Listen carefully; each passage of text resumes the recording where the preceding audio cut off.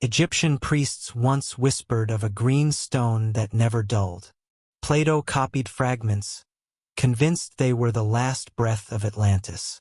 Arabic alchemists inked the verses in gold, terrified a single syllable might slip. Centuries later, Sir Isaac Newton bent over a Latin draft, certain gravity itself was hidden in the poetry. They all studied the emerald lines, but none of them grasped the real punchline. The tablet lives in people, not in minerals. You open your eyes each morning and the world names you.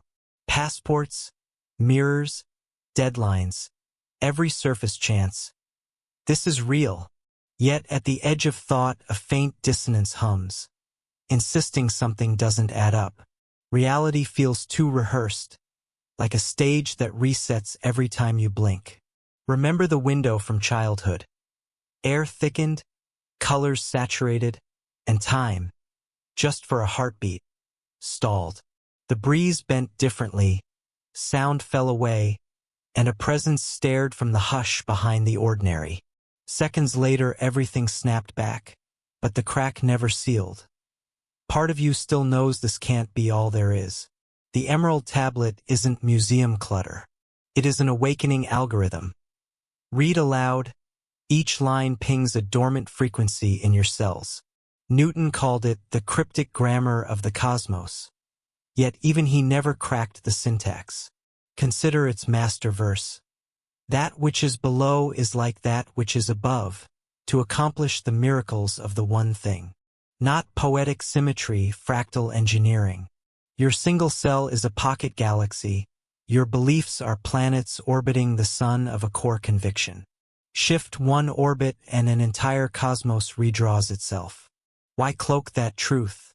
Because truth evaporates fear, and a human unafraid of death or scarcity cannot be herded. Religion kept the prayers and erased the geometry. Science kept the math and erased the mind. We inherited a labyrinth of forgetting, pacing the walls of limitation and calling it destiny. Resonance code. Reality is not stone. It is polished forgetting. Everything you meet is feedback. Every synchronicity a whisper. Every doubt a hidden gate. If the stage set is an illusion, what waits in the wings? Tonight we will dissect the tablet line by line, tone by tone. You will not receive new information. You will retrieve old memory. When we finish, you won't be more informed. You'll be less hypnotized. So breathe, keep that childhood crack in sight, and step forward. The map is already inside you, and the next heartbeat begins to unfold it. The tablet does not wait in a museum. It waits in the pause between your heartbeats. The moment you agree to listen, its first line tips open a hidden hatch inside the mind. It is true, without falsehood, certain and most true. That sentence is not vanity. It is a coded handshake. The conscious mind hears it, lowers its defenses, and lets an older circuitry wake up. The next verse, as above, so below, is the core piston. Thoth is not comparing heaven to earth for poetry. He is announcing fractal engineering. Your single cell is a pocket galaxy, spinning around the nucleus of a conviction you rarely question. Shift that inner orbit, and the outer universe redraws itself. That is why a tilt in attitude can reroute an entire month. Why one frightening diagnosis sometimes dissolves after a single flash of insight. Spirit sketches mind. Mind molds matter. Change the sketch and the clay obeys. Then the tablet names the sun as father and moon as mother. People assumed it was astronomy. Thoth meant neurology. The analytical solar hemisphere of your brain and the intuitive lunar hemisphere were designed to phase lock and give birth to a third current, pure awareness, the one thing. When left and right unite, thought switches from digital to holographic. You stop thinking about life and start thinking as life. If you've ever felt your skull go silent during deep music, that was the parents synchronizing and the child. Awareness without commentary. Stepping forward. Picture the Ouroboros, the serpent eating its tail beneath the oldest sketches of the tablet. It is not decoration. It is propulsion. Conscious energy must travel a loop or it falls asleep in form. Your breath is the living Ouroboros. Inhale and let light rise along the spine. Exhale and feel it pour down the front of the body, closing the circuit. 3 slow circles and the nervous system begins to glow. You can try it right now. Feel how the chatter softens, how the chest grows warm. That is the tablet sliding from legend into tissue. Next line. Separate the earth from the fire, the subtle from the gross, gently and with great ingenuity. Medieval alchemists searched for furnaces, but earth and fire are inner states. Earth is the heaviness of unmet fear. Fire is the raw voltage of attention. Separation happens the instant you agree to stand inside a feeling without a storyline. Remember the day rage flared in you like a match in dry grass, and instead of flinging it outward you watched it burn. A minute later only clean heat remained, no narrative, no blame. In that moment you performed lab work more advanced than any crucible. Now the tablet describes a rising current. It ascends from earth to heaven and again descends to earth, receiving the power of the higher and the lower. Mystics call it Kundalini. Physicists sketch it as a toroidal field. Ordinary language calls it inspiration. An idea lifts from the gut, brushes a hidden apex behind the eyes, grabs a spark of the ineffable, and pours back into muscle and verb. Invisible intent turns visible event, miracle disguised as normal outcome. The text continues, promising its force is entire when converted into earth. That means energy scattered across worry and nostalgia must gather around one axis.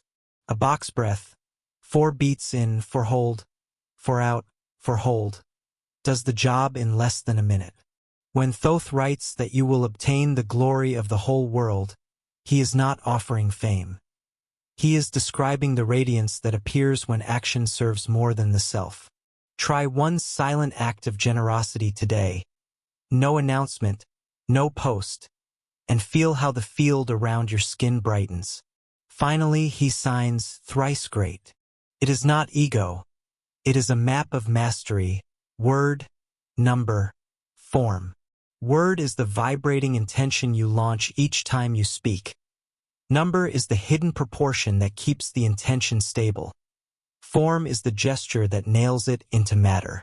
Give every day a triad, 2 minutes of silence to clean your words, 1 measured intention counted on a single breath, 1 deliberate movement that plants that intention in the physical world, and you begin living the signature yourself.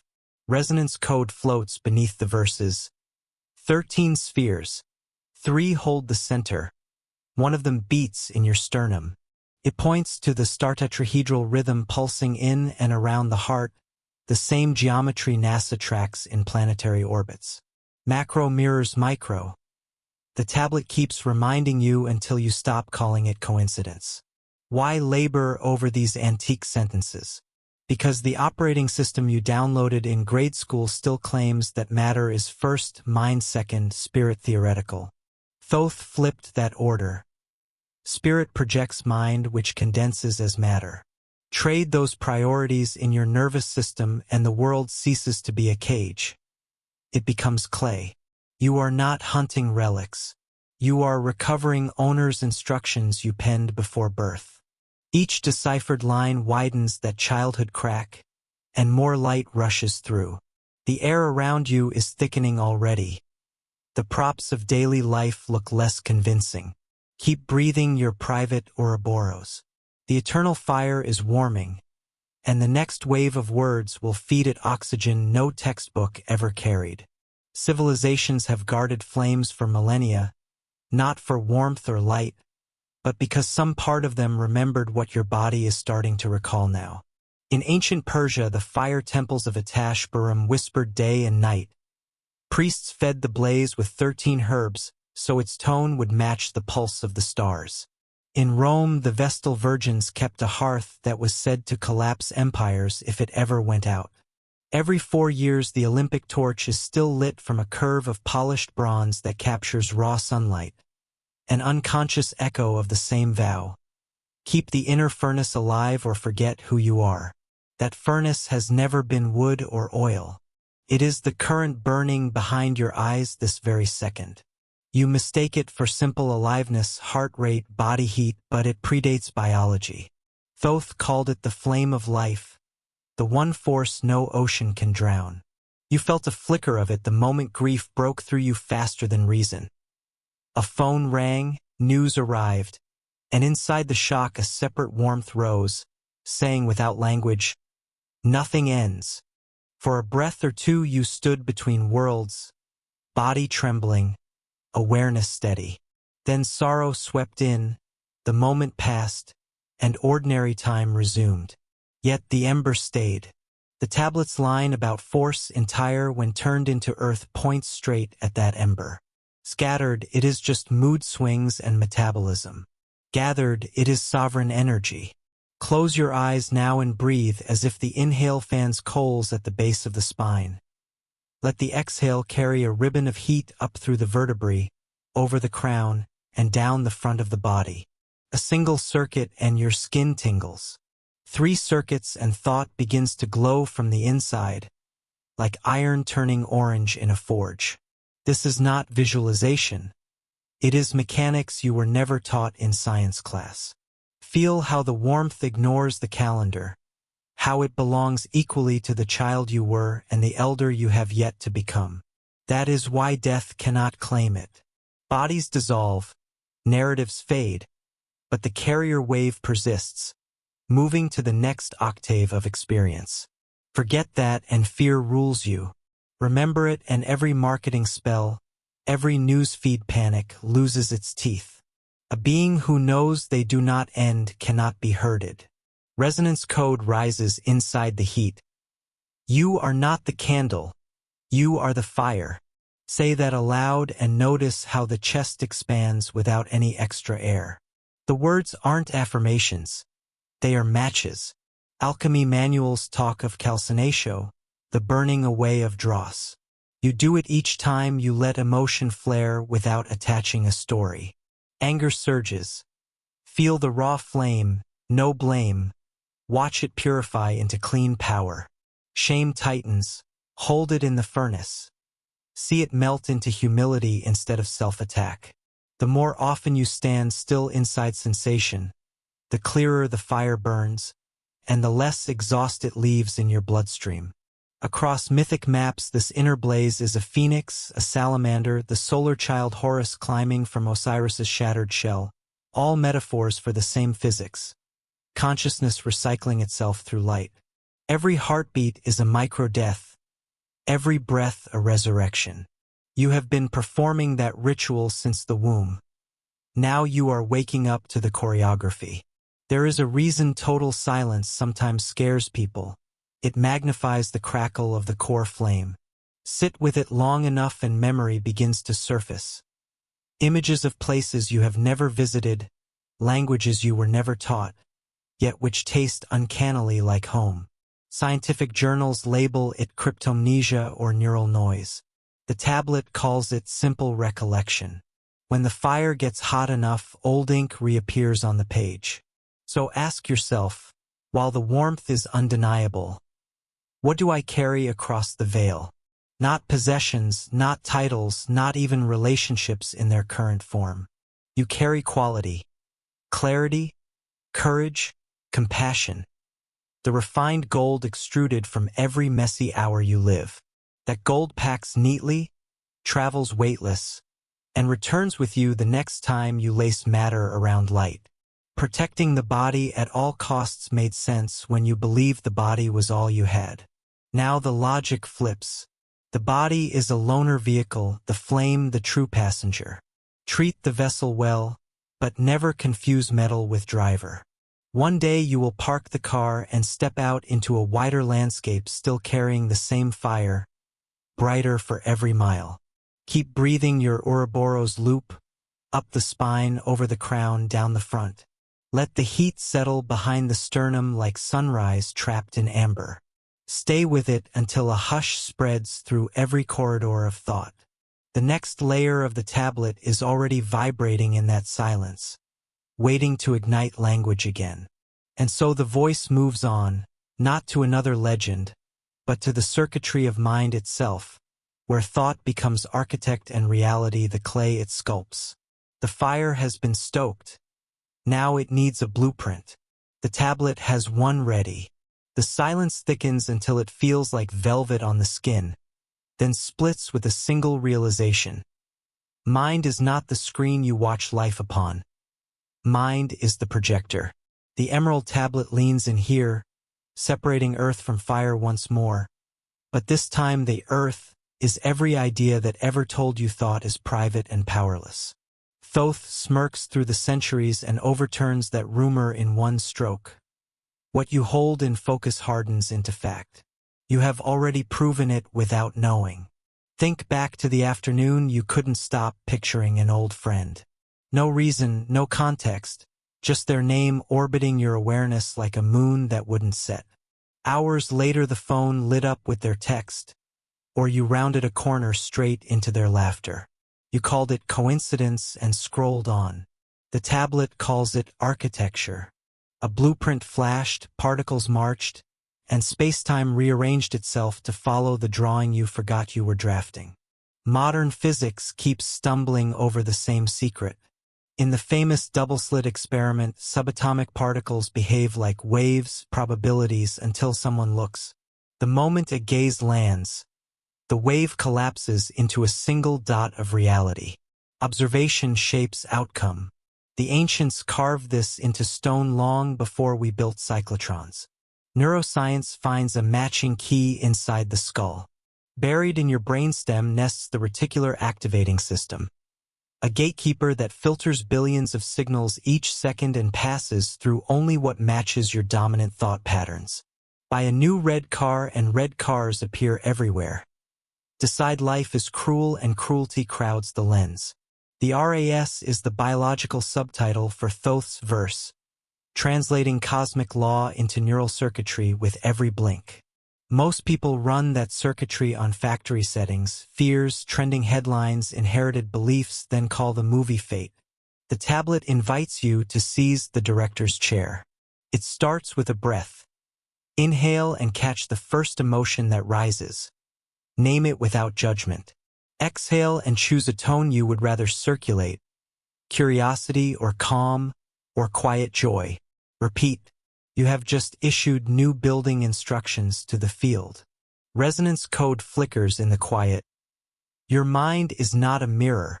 It is a command. Say it once. Feel the spine lengthen. Say it twice. Watch the room brighten a shade though no bulb has changed. That is the command already traveling. Here is a simple triad to seal the lesson. First, 2 minutes of real silence each morning. No music, no mantra. Just enough emptiness for stray static to drain away. Second, 1 clear intention spoken on a single measured breath, as precise as an arrow. Show me where my courage lives today. Or, deliver the people who match my highest rhythm. Third, a deliberate action that pulls the vow into flesh. Send the email, open the sketchpad, walk the unfamiliar block. Word, number, form. A hermetic chord that never snaps. You will know it is working because the simulation around you will begin to glitch, clock digits doubling, strangers finishing your unspoken sentences, solutions materializing before the problem gains volume. Do not call it spooky. Call it responsive. The universe is a high-fidelity echo, and finally you're singing on purpose. Of course, the echo answers fear just as faithfully. Holds self-contempt in focus, and even the weather seems against you. Replay helpless memories and outcomes shrink to match. The point is not to scold yourself for old programming. It is to realize the projector has always been in your hands. Wipe the lens, realign the beam, and the set walls slide like theater flats, revealing horizon where you swore there was brick. A final image before we move on. Hundreds of monks in Burma chanting a single syllable. As the note stabilizes, The stone floor begins to tremble, bowls shimmer, air thickens into honey. No wires, no magician, just synchronized consciousness bending matter. You are built of the same tissue as those monks and the stones under their feet. The only question is which frequency you choose to pulse. So keep the Ouroboros breath running, up, over, down, while the mind flicks its internal switches from victim to sculptor, from spectator to source. The fire you rekindled now has design blueprints, and the clay of circumstance is warming to be shaped. The tablet's next whisper waits at the edge of that warmth, murmuring about a law older than morality, the law that kept Atlantis standing and toppled it when balance broke. Feel the mind steady, feel the body glow, and step forward. The universe is tilting its ear to hear what you think next. Opposites rule every corner of this dimension. Day flashing into night, waves lifting then falling, lungs filling then surrendering each breath. Yet you were never meant to camp on either shore. Thoth called balance the hinge on which every miracle swings. Lose that pivot and the most brilliant culture crumbles. Find it and a single human outshines empires. Imagine Atlantis at its height, crystal pylons humming with harmonic light, scholars tuning weather with sound. For centuries they lived the middle road, power wedded to reverence. Then curiosity slid into hunger, mastery into control. One faction chased light, scorning rest. Another drowned in sensation, forgetting sky.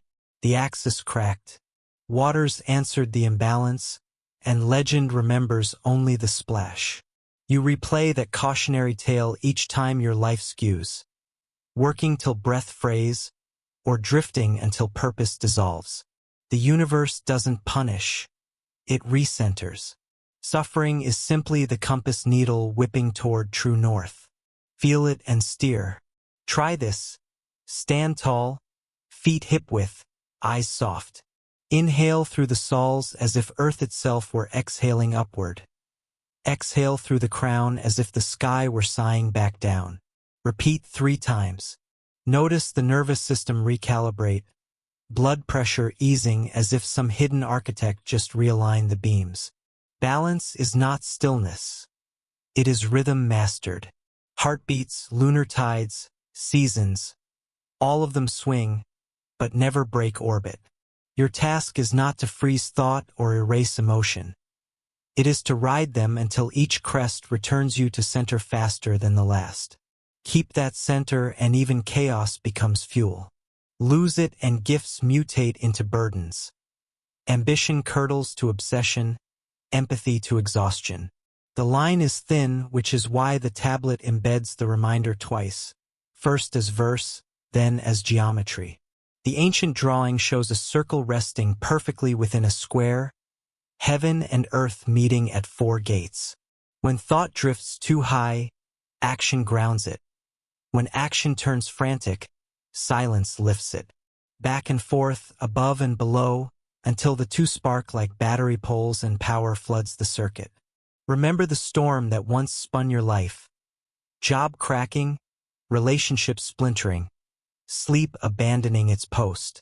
One morning the fight drained out of you. You breathed, accepted, listened, and the storm kept howling, but it lost the leash around your chest. That click you felt was the axis sliding back into the groove. Hold that memory. It is proof.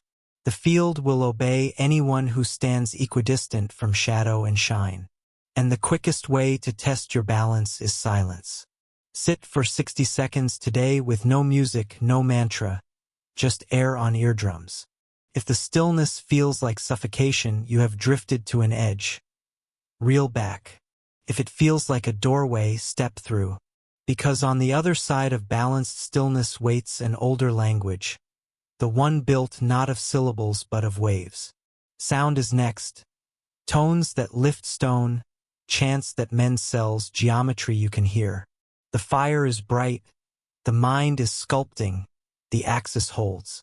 Let the air vibrate, and watch form arrange itself around frequency just as obediently as it once arranged itself around fear. The voice pauses. The room hums. A low, impossible chord you feel more than hear. The journey continues. A faint ringing rises in the hush. No melody, only vibration, but it gathers under your skin like carbonated light. That is your first hint that the universe speaks sound long before it speaks words. Modern cymatics shows sand swirling into perfect mandalas when a single note pours across a metal plate. The tablet whispered that truth when it said power is complete only when turned into earth. Sound is thought that has put on boots. Close your eyes and remember the last time a song cracked you open in a place no conversation could reach, or the way a cathedral's echo made gravity feel optional. Those weren't emotions. They were structures assembling inside your molecules, blueprints drawn in hertz. Monks on remote peaks chant one syllable for hours because they know that the longer a note holds, the more matter forgets its rigidity and listens. Try it now. Hum on a low, steady M, and let the vibration land behind the heart bone. Feel ribs expand, shoulder blades unlocking like doors you didn't realize were locked. Hold for 6 beats, release. Do that 3 times and notice the room feels taller, as if the sound has stretched space. The ancients carved corridors so precise that a whisper could ricochet end to end, filling stone with resonance that settled into every visitor's marrow. They didn't call those halls temples for worship. They called them instruments for tuning consciousness to reality's keynote. Modern science chases the same phenomenon in laboratories. Ultrasound shattering kidney stones, binaural beats shifting brain waves from panic to calm. Every test echoes Thoth's silent chuckle. I told you so. The practical alchemy is disarmingly simple. Pick 7 tones, C to B on a piano app, or 7 Tibetan bowls on YouTube. Monday hum C, Tuesday D, and so on, 15 breaths each. By Sunday, your nervous system has ridden a sonic ladder that wipes static like rain clears dust from air.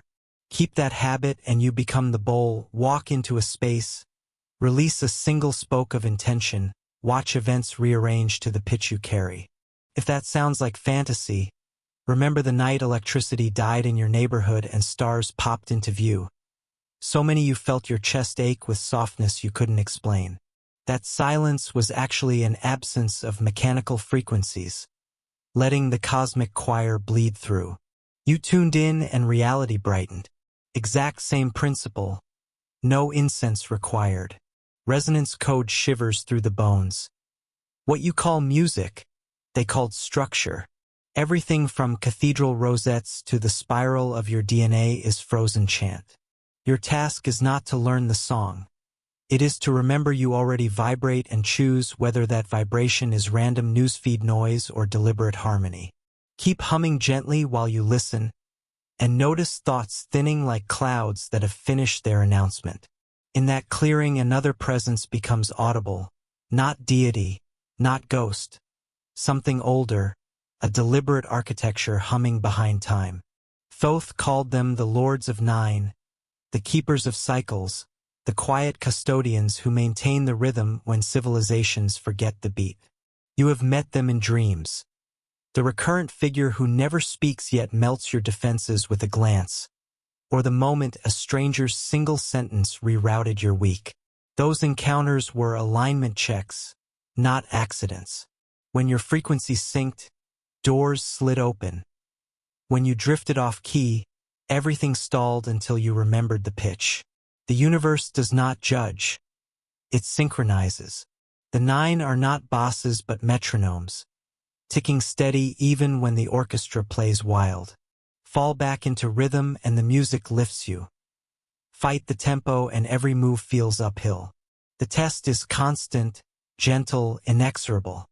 You can feel that pulse right now if you let the hum fade into silence. There, a low, almost inaudible beat behind the heart. Some call it the Schumann resonance, others just intuition. Label doesn't matter. Follow it and synchronicity multiplies so quickly you'll fear you're dreaming again. We stand near the end of the tablet's trail. You have fanned the fire, taken the projector's reins, recentered the axis, and tuned the instrument. All that remains is to realize why the map was hidden inside you in the first place, and what you intend to build now that you remember where the controls sit. The architects wait, listening for your next chord.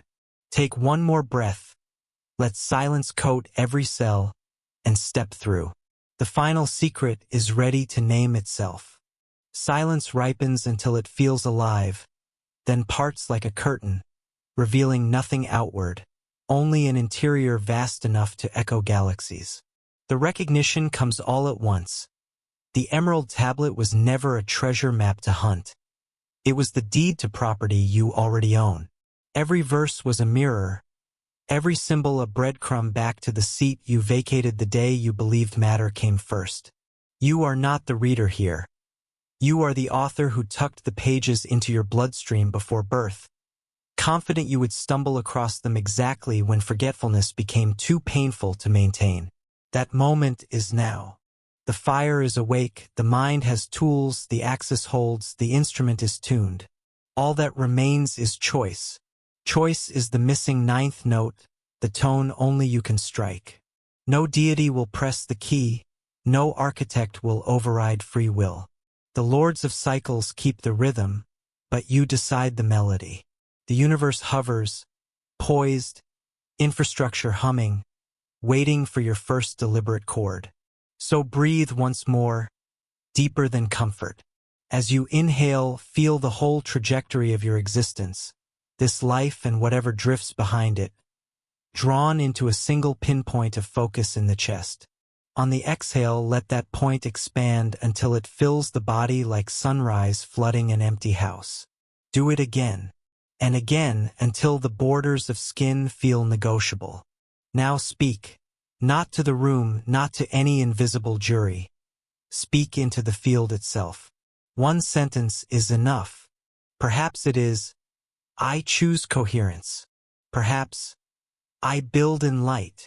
Perhaps simply, remember, the wording matters less than the voltage behind it. Feel the words drop like stones into still water. Ripples travel. Physics, not poetry. When the echo returns, and it will, as a phone call, a billboard, a sudden opening of traffic at exactly the right moment, nod in recognition. The feedback loop has closed. The tablet is operational.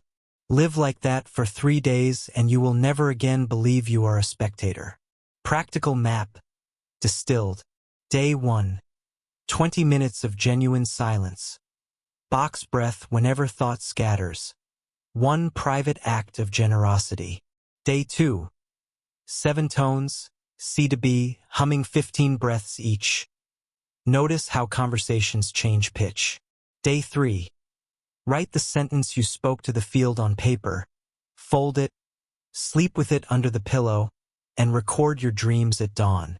Repeat the cycle weekly and watch reality rearrange as obediently as sand under a violin bow. Why hide such power? Because a being who knows it cannot be frightened into smallness.